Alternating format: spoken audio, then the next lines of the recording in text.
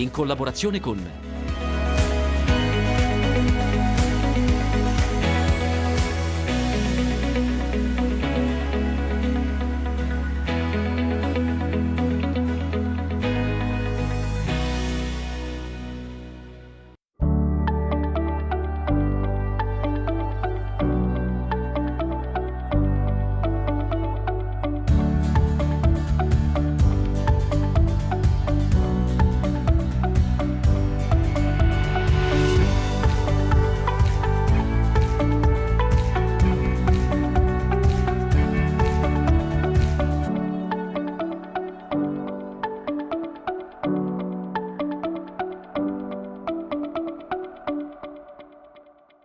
Da Montalbano, a pochi chilometri da Zocca sull'Appennino emiliano, andremo a visitare la mostra dei presepi che è allestita negli angoli più caratteristici di questo bellissimo borgo. Un'iniziativa che si ripete da oltre 10 anni, che è cresciuta moltissimo, e quest'anno tra i 70 presepi, oltre 70 presepi allestiti, ci sono anche molte novità. 8.000 imprese agricole, 60 sedi territoriali, oltre 120 addetti, e questo è il biglietto da visita della neocostituita CIA Emilia Centro. Parleremo anche di energia prodotta dalle vinacce, ci occuperemo anche di agricoltura digitale e di contoterzismo. E noi vi racconteremo come in nome della dolcezza può nascere un fantastico connubio tra nord e sud, in particolare filo diretto Napoli-Bologna. Siamo quasi sotto le due torri ad ospitarci la Borbonica, che ci farà conoscere tutte le prelibatezze e i segreti dei dolci delle feste. Ma non solo, perché è in arrivo Capodanno e allora entreremo anche in uno storico ristorante nel cuore di Bologna che festeggia il suo primo secolo di vita per un particolare menù. Al Pappagallo, insignito del primo premio del Tortellino d'Oro, l'eredità culinaria petroniana racchiusa in una cucina di antiche tradizioni e nuove emozioni.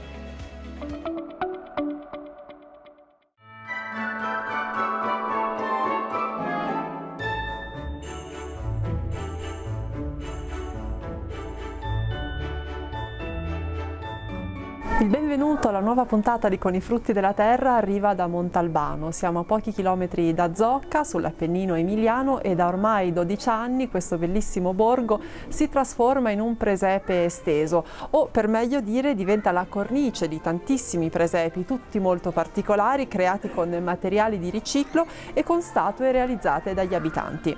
Per vederli tutti basta seguire la stella che contrassegna le varie postazioni allestite negli angoli più caratteristici del paese, e infatti il nome della mostra è proprio Segui la stella nel borgo dei presepi. I presepi sono oltre 70 e per realizzarli gli abitanti del borgo ricorrono a tutta la loro fantasia. Ci sono bottiglie, piatti, tegami, damigiane, barattoli, sassi, caffettiere, vecchi televisori, gabbiette, tegole, cesti di vimini e molto altro. I visitatori possono anche scegliere il loro presepe preferito ed esprimere il loro voto nel concorso che è abbinato alla mostra. La manifestazione è organizzata dall'Associazione Culturale Compagnia del Borgo di Montalbano e rimarrà allestita fino al 7 gennaio. Siamo arrivati al 12° anno della mostra dei presepi e tutti gli anni cerchiamo di migliorarci un po', e i visitatori aumentano sempre. Qua siamo davanti a un classico, uno dei presepi più amati dai bambini, la marcia dei pinguini.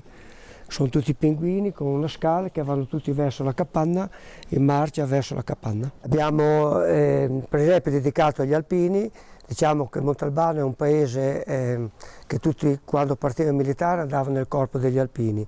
Allora abbiamo fatto su uno sperone di roccia, l'abbiamo chiamato l'arrampicata degli alpini, con tutti i personaggi del presepe, con in testa il cappello degli alpini, e l'abbiamo dedicato a tutti gli alpini caduti durante le guerre. Poi abbiamo il presepe del pollaio, che è dentro una grotta scavata nel tufo, che una signora del nostro gruppo è bravissima a fare l'uncinetto e ha fatto tutte le galline, pulcini e tutto a uncinetto. Tutti i materiali di riciclo l'abbiamo fatto con i coppi dei tetti, con i tronchi di legno.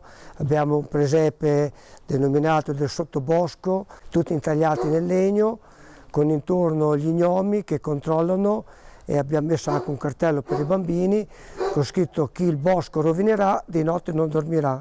per far capire anche loro è una cosa ecologica, diciamo. Ecco. Sono 72 presepi, dai più grandi ai più piccoli, in totale sono 72. Quest'anno, una novità di quest'anno, una famiglia ci ha regalato, visto che corre il 50° anno dell'anniversario sullo sbarco sulla Luna, ci ha regalato una navicella spaziale ricavata da una lavatrice. Questa lavatrice gira con un presepe dentro e fa vedere la forza di gravità dentro alla navicella spaziale. Poi abbiamo un altro presepe molto caratteristico, che quello l'abbiamo tutti gli anni, denominato il presepe dello scrittore, che qui da noi abitava una persona che purtroppo adesso non c'è più, una persona che scriveva canzoni, ha scritto canzoni per i Pooh, per lo Zecchino d'Oro, e da tutti i personaggi del presepe ha ricavato delle frasi dedicate proprio ai personaggi del presepe, ricavate da brani di scrittori, cantanti, Vasco Rossi, che l'abbiamo qua vicino, ed è molto bello e caratteristico quello.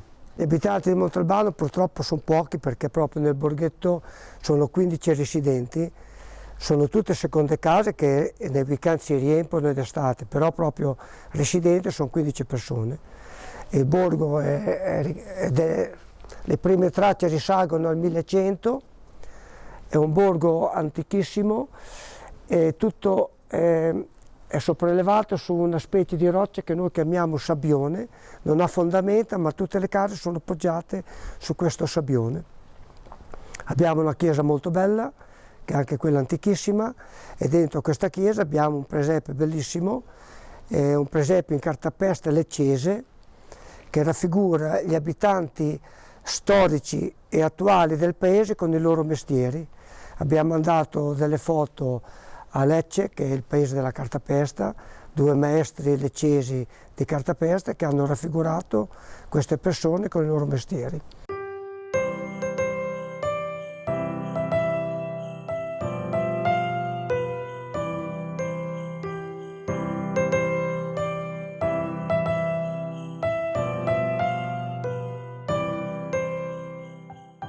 Il collegamento dai presepi di Montalbano termina qui, adesso la linea va a Gabriella, che credo sia immersa tra ricette deliziose.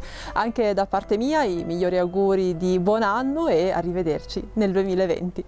Dai presepi alla cucina, non vi preoccupate, la cuoca non sono io, però mi hanno vestito da pasticcere, perché in finale di puntata vi regaleremo i dolci delle feste, in particolare quelli legati alla tradizione siciliana e partenopea, anche se lo faremo dal cuore di Bologna. Ma adesso entriamo davvero in cucina, e anche in questo caso una cucina molto pregiata, perché andiamo al Pappagallo, che non per nulla è stato insignito del primo premio del Tortellino d'Oro nella categoria dei ristoratori per l'inestimabile eredità culinaria petroniana, racchiusa in una cucina di antiche tradizioni e nuove emozioni, e questo all'alba dei suoi 100 anni di vita. Pensate che i cavalieri assaggiatori della confraternita del Gnocco d'Oro hanno messo a dura prova i loro palati con più di 150 visite. E allora ambientiamo qui la nostra puntata delle feste con questa incursione ad un evento organizzato per celebrare questa vittoria, ma anche per raccontare i piatti bandiere e salutare il nuovo anno.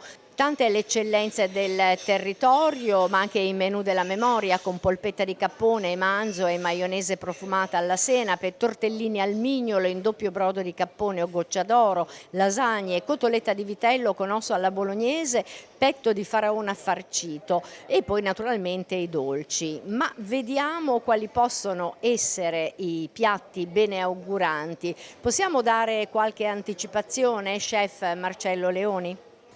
Anticipazioni, siamo in Emilia Romagna, siamo nel centro, quindi siamo a Bologna, le feste sono opulenza, convivialità e devono esserci tutte le caratteristiche perché la festa sia il centro della famiglia, l'incontro, lo stare bene, togliersi i pensieri, quindi anche nel fare determinate cose cercare di stare, non dico tanto con i piedi per terra, però in maniera un po' seria e rigorosa, non si può pensare a quello che si sta mangiando, oppure si deve capire che quello che si sta mangiando è fatto veramente molto bene.